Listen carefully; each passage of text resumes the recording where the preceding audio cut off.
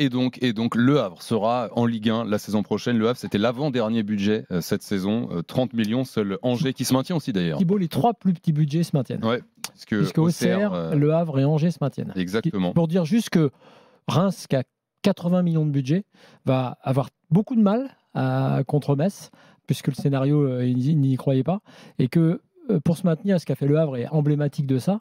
C'est pas vraiment une question de moyens. C'est le travail. On va là voir un peu le retour de bâton pour Jambière et son ami 80 Nicolas. millions de budget, 11e budget de Ligue 1. Les deux porte-serviettes de Nasser qui ont foutu une énorme merde dans la Ligue 1 en soutenant Vincent Labrune et qui ont été juste des petits porte-flingues sans envergure, risquent de se retrouver tous les deux en Ligue 1, en Ligue 2. Ce serait une sorte de punition. Bon, ça me fait de la peine pour les supporters des deux clubs, mais ils ont eu des présidents incompétents, quoi. Voilà. Il y a déjà du monde au 32-16. S'occuper de leur club au lieu d'essayer de toucher à des dossiers qu'ils ne maîtrisent pas. Et les Rémois qui étaient quasiment sauvés, on en parlait il y a quelques semaines, ils terminent sur 3 défaites.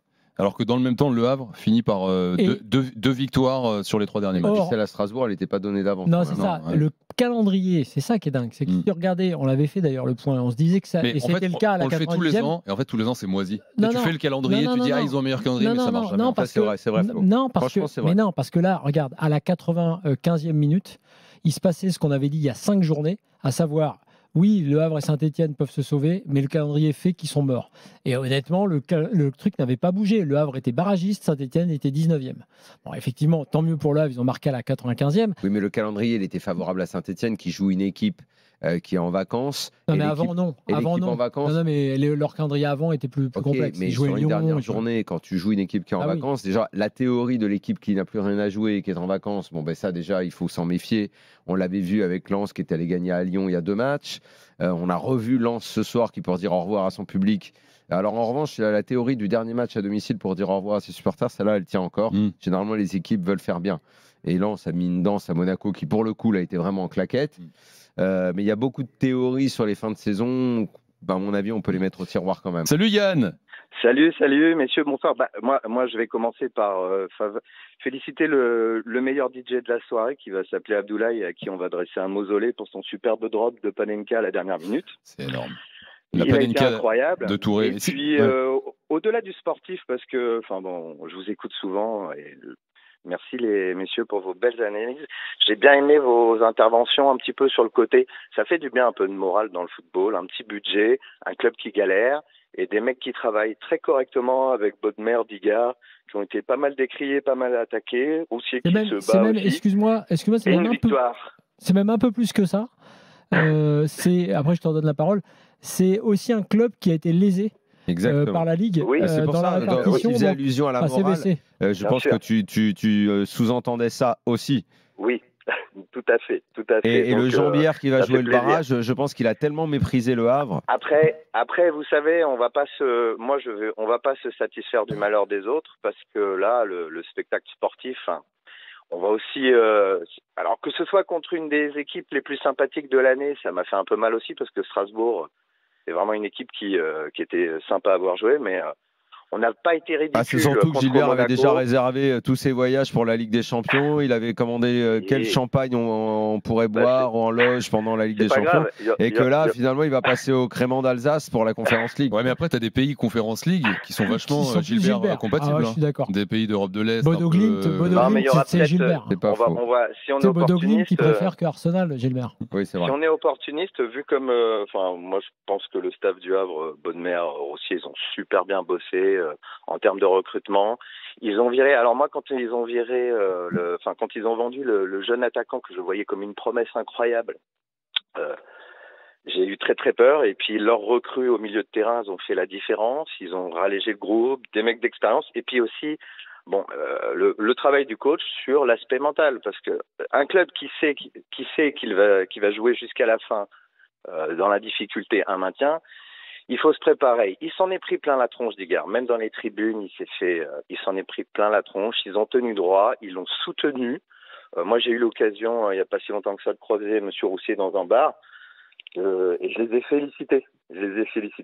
Et en fait, finalement, ce qui est un peu sympa, c'est de voir que le boulot, au-delà de l'aspect sportif, le mental, ça fait une différence de fou. Et quoi de mieux que terminer avec Touré qui met une Panenka qui vous dit, regardez les gars, il en a mis 2 dans la saison. Alors c'est un peu triste, il en a mis une à l'Arseneur aussi. Il en a mis une à l'Arseneur. Bon, après, s'il la rate, bon, ça change quand même. Alors, il la rate, mais là où c'est très bon, en dehors. Non, je veux dire, si jamais sa Panenka, il se foire, parce que je veux dire, que le gardien l'arrête, le discours peut être totalement différent. Après, si tu veux. Attends, tu joues les barrages. Nous, on était prêts pour les barrages. On était prêts pour aller battre le truc de la Panenka, c'est. Pour moi, c'est pas seulement, c'est pas juste du panache.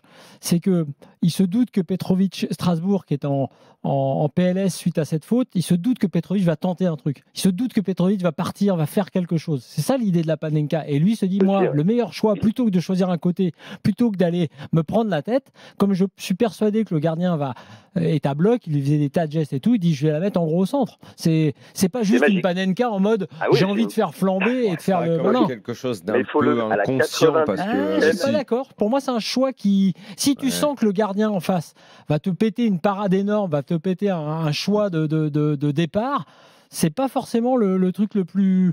Moi, je trouve que voilà, après, c'est dans le mental et dans la volonté que c'est très clair. Yvan Diouf en direct, le gardien rémois qui jouera le barrage. On est puni. Vous y avez cru pourtant aujourd'hui, au-delà de ce qui se passait à Strasbourg, vous aurez pu tenir ce match nul qui aurait suffi. Oui, c'est clair. C'est clair. Mais comme beaucoup de matchs où on aurait pu faire plein de choses et qu'au final, on n'a rien fait. C'est quoi maintenant l'état d'esprit? Parce qu'il y a forcément une énorme déception, mais il faut très vite se remettre dedans. Il va y avoir 8 jours cruciaux. Oui, déjà, il va falloir encaisser, digérer et essayer de passer à autre chose tout en n'oubliant pas que ça va être 2 matchs très importants où on va pas avoir la chance de se louper et puis de se rattraper derrière. C'est comme des matchs couperés, c'est la victoire ou la défaite. Donc il faut que tout le monde en ait bien conscience et que là c'est notre dernière chance pour rester en Ligue 1. Yvan Diouf au micro de Thomas Palmier en direct sur RMC. Reims qui sera donc barragiste. Alors avec un calendrier adapté les gars, puisque Reims est en finale de la Coupe de France dans une semaine face au Paris Saint-Germain. Donc barrage aller le 21 mai, mercredi là dans 4 jours à Metz, la Coupe de France le samedi et le 29 mai le jeudi d'après le retour à Reims. Je suis Reims, c'est équipe B en finale. Tout pour le barrage, la place en Ligue 1, c'est ce qu'il y a de plus important. Ouais, mais mettre l'équipe B en finale de Coupe de France, c'est incroyable aussi quand même. Non, ça me paraît pas incroyable du tout. Il y a un moment, il faut que tu fasses. Je te dis, c'est juste mon avis. C'est une priorité. Je veux dire, même avec ton équipe A gonflée à bloc, tu as 5% de battre le PSG. Donc, il y aura de toute façon, vu le calendrier que tu viens d'évoquer, il y aura de toute façon des choix assez peut-être simples. En plus, en fin de saison, tu es un peu cuit. Si le match aller se passe pas bien, là, il y aura peut-être un choix qui va dans le sens de Daniel, c'est-à-dire, si par hasard, ou l'inverse. Voilà, mais si c'est l'inverse, je dis n'importe quoi. Si Reims gagne 4-0 la manche aller, c'est pas tout à fait la même. Oui, si Reims perd 4-0 le match aller, c'est pas la même non plus. Faudra voir le on en revient à équipe B samedi prochain. On vous attend 32-16 supporters et moi. Juste Yann, notre 32-16 pour conclure. Qu'est-ce que Ouais. Non, mais juste qu'est-ce que le Havre peut faire de mieux la saison prochaine? Parce que tu vois, là, tu te maintiins à l'arrache, tu as un tout petit budget, tu galères toute l'année. Qu'est-ce que tu peux faire de mieux? On va pas augmenter, donc tu vas viser le maintien, c'est tout. Exactement. Et ce qu'a dit Daniel est très relevant parce qu'en fait, il y a pas que, nous, notre budget va pas trop augmenter, mais il y en a quand même pas mal pour lequel le budget va baisser, donc ça va un peu se lisser. Et puis je pense que la force du Havre, la force du Havre, c'est la formation entre tous les jeunes qui vont sortir. Moi, j'ai beaucoup d'espoir. Là, il y a un mec qui n'a pas joué de la saison qui s'appelle Logbo. Peut-être qu'il va en sortir. Tu vas jouer le maintien. Après, un projet, je pense que les mecs sont suffisamment ambitieux pour arriver à construire quelque chose de sympathique. Mais tu sais, moi, j'ai pas beaucoup vu le Havre. C'est pas une équipe que je suis. En revanche, je sais le bon travail tout autour de Bodmer. Je sais son professionnalisme, la rigueur qu'il met dans son travail. Et autant ce soir, évidemment, j'avais un œil sur Saint-Etienne parce que l'idée, on va battre Strasbourg, on va s'en sortir. Saint-Etienne, tu sais, véhicule toujours quelque chose, un capital sympathie. Et en même temps que je souhaitais que Saint-Etienne le fasse, je me disais, c'est dur parce que tu es en train de souhaiter pour Saint-Etienne, mais le Havre, franchement, il mérite parce que d'abord, ils ont morflé toute la saison avec ce qu'ont voulu leur faire les les amis de Nasser à se foutre de leur gueule, à les prendre pour des clodos et à quel point ils ont été lésés dans la distribution de l'oseille. 2, il y avait, comme je l'ai dit, je le répète, le travail de Baudemer, cette équipe de jeunes qui a toujours un bon état d'esprit, qui essaye de jouer. Et ça m'embêtait. Bon, écoute, ça a bien tourné pour eux. Finalement, ça me rend moins triste par rapport à Saint-Etienne, qui est quand même une équipe que j'aime bien. Je trouve qu'il y a un vrai mérite pour Le Havre, et avec tout ce qu'ils ont subi cette année, c'est bien qu'ils s'en sortent de cette façon. Didier Digard, qui était à l'instant au micro de beIN Sport. J'ai suivi les autres résultats. On va dire que rapidement, c'était au moins synonyme de barrage. Donc, on était un peu serein. Ça nous a permis de pouvoir prendre des décisions peut-être un peu plus offensives. Et au final, ça a bien tourné, bien fini. C'est une belle soirée, une belle saison. C'est beaucoup de bonheur et beaucoup de joie pour ce groupe et pour cette direction qui est vraiment incroyable et je dirais unique en France. Le Havre qui donc termine 15e avec 34 points, Reims 33 points barragiste et Saint-Etienne 17e 30 points. Il y a une différence de but cataclysmique. Donc même si Saint-Etienne battait Toulouse ce soir, ils étaient. Mais Saint-Etienne, ça fait partie des crashs. Le Havre gagnait de toute façon, parce que l'idée basique sur laquelle auraient parié beaucoup de gens, c'est Strasbourg logiquement bat le Havre à domicile et Saint-Etienne logiquement bat Toulouse qui est en vacances. Et il s'est passé tout le contraire. Lionel au 32-16, supporter des Verts. Salut Lionel. Bonsoir l'after. Bonsoir à tous les trois. Salut Lionel. Je me demande même, Lionel, je vais te dire, si Saint-Etienne est sur le scénario que je viens de décrire, qui était attendu, je me demande même s'ils n'ont pas été trop confiants en ce scénario écrit d'avance. Non, je pense pas qu'il y ait de la confiance du moment où on a couru après les résultats toute la saison. Je pense pas qu'on puisse parler de confiance. Justement, on n'a aucune confiance. C'est-à-dire que les seuls matchs qui nous ont un petit peu transcendés, on va dire, c'est Lyon avec le derby, mais derrière on n'a pas su engranger sur cette folie qui a été le derby où c'était notre retour en Ligue 1. On reprend un derby à la maison contre Lyon, bon, avec le scénario qu'on connaît ce jour-là. Maintenant, la logique, à mon sens, moi, elle est respectée dans le sens où de toute manière sur cette saison, on avait un style de jeu, en tout cas sur la deuxième partie de saison, quand Orneland est arrivé, on avait un style de jeu qui était un peu mieux que sur la première partie avec Dalloglio, mais on n'avait pas les joueurs qu'il fallait. Les efforts financiers n'ont pas été faits par les actionnaires. On a des actionnaires qui sont arrivés, qui ont voulu prendre leur temps, ce qu'on peut comprendre et ce qui est peut-être, ce qui sera peut-être bénéfique à l'avenir, on verra. Maintenant, aujourd'hui, on peut pas dire qu'on n'est pas à notre place. On est un peu mieux que Montpellier. On est par rapport aux autres, par rapport à Le Havre qui se sauve directement. On est moins bon. Et Reims. Ouais, mais bon, là ce soir, tu es abattu, mais. Ok, il y a sur la saison, on peut parler d'une forme de logique dans la continuité, mais Saint-Etienne, parfois, dans cette fin de saison, a sorti des bons matchs.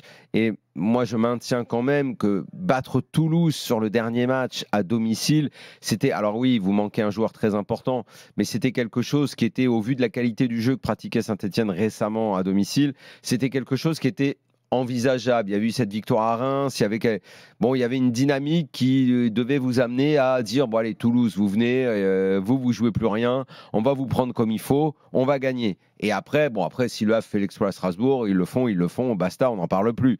Mais avant tout, battre Toulouse à domicile, c'était quelque chose qui, même si tu n'as pas été bon, même si tu as pris du retard, si la fin de saison elle doit se terminer sur une sorte de finale où tu dois gagner contre une équipe qui est en vacances à domicile, tu dois le faire. Là, ils ne l'ont pas fait.